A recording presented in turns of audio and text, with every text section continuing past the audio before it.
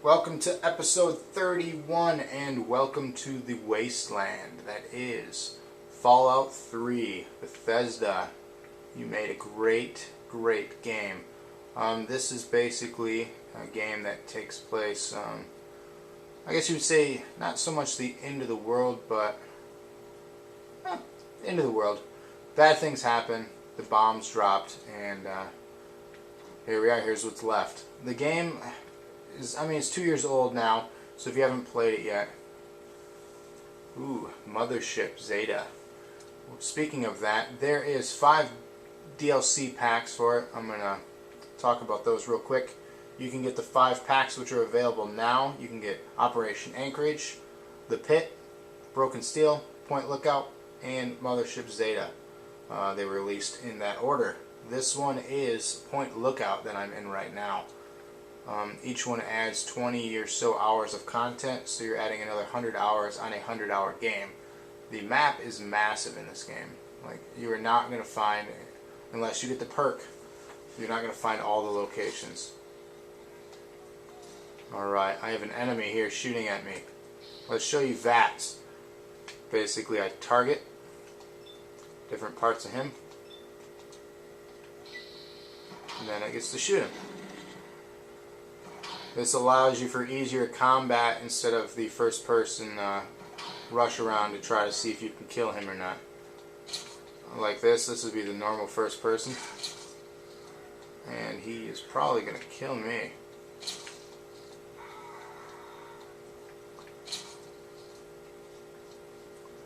But the initial game starts in the post-apocalypse wasteland of Washington, D.C., which is very well done.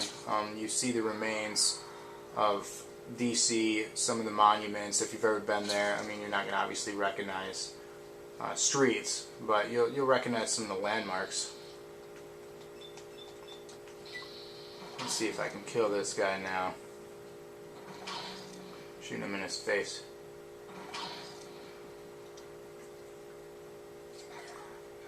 You gain experience points for kills and different things that you pick up. You can just pick up pretty much any item, much like Oblivion or any of the Elder Scrolls. They do gain weight, however, on your character, which will slow you down. Let's see. He has a stim pack that helps you out with your health.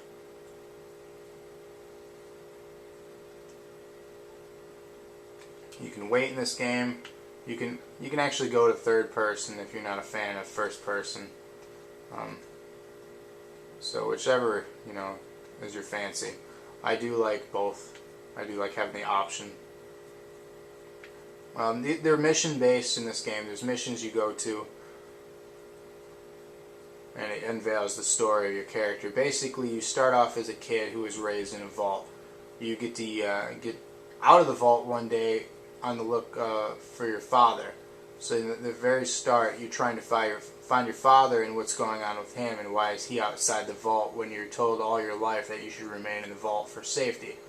You're seeing the wasteland. Obviously, there's certain areas that you should not go to, as there's still hazardous things. There's also resistance, like the Brotherhood of Steel. They're out to get you. There's different factions that are fighting out there in this wasteland. So obviously, it'd be much more safe to stay in the vault, but we wouldn't have a game then, would we?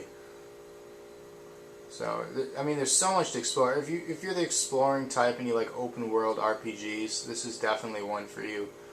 You get usually these type of games on the computer, and you rarely get to see a game of this quality and this magnitude on a console.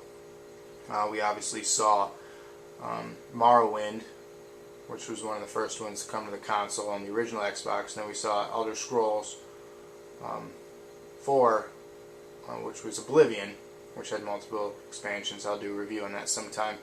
But, I mean, that game is massive. And this is they were all made by Bethesda. Bethesda picked up the rights to the Fallout series, which were originally PC games.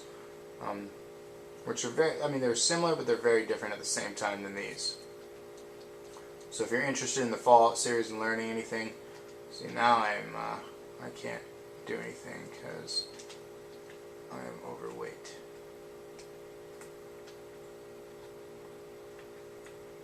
See how that overcumbers you?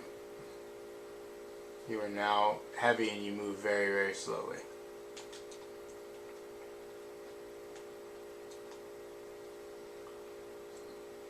Let's see, what should I do?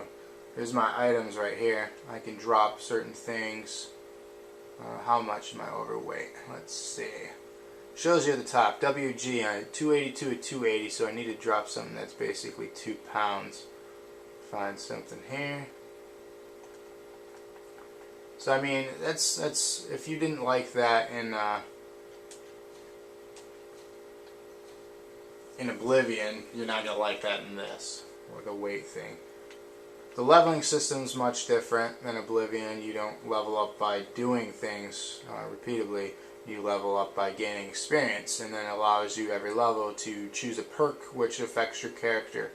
You can also be good or evil in this game. It affects how people treat you, discounts on certain items, and so on. So you basically, I mean, you choose how to play. There's no really recommended path to take. So if you're just an evil person, hell, be evil. Kill some people, kill civilians, go up to the guy, shoot him in the face. You can do that if you want. Will you pay the consequences on certain things? Yeah, probably. If you're good, you know, will you get benefits? Yeah, you're going to get benefits. You're good, you know. You're going to get what you deserve. So it's clearly up to you on how you want to, you know, take your path outside the vault. Because once you're out, you're on your own.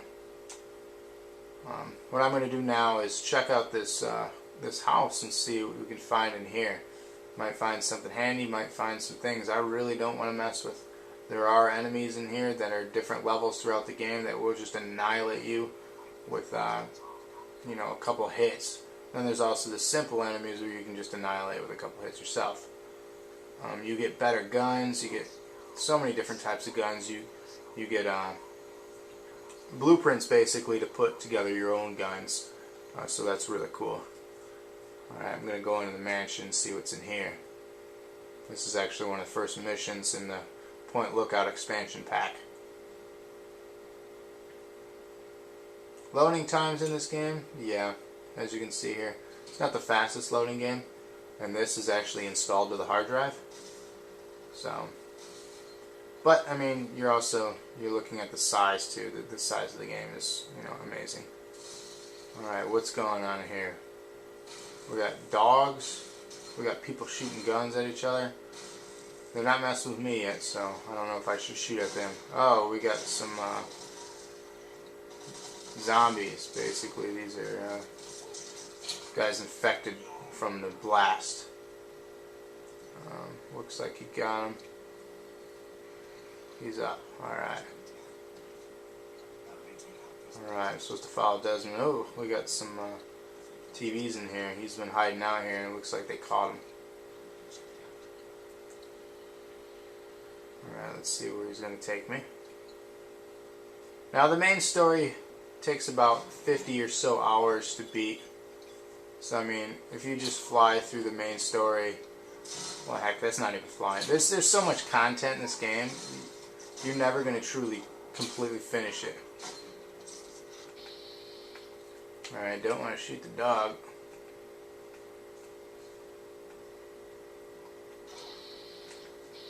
There we go. Shoot him in the head. Let's shoot him in the knife. Let's disarm him.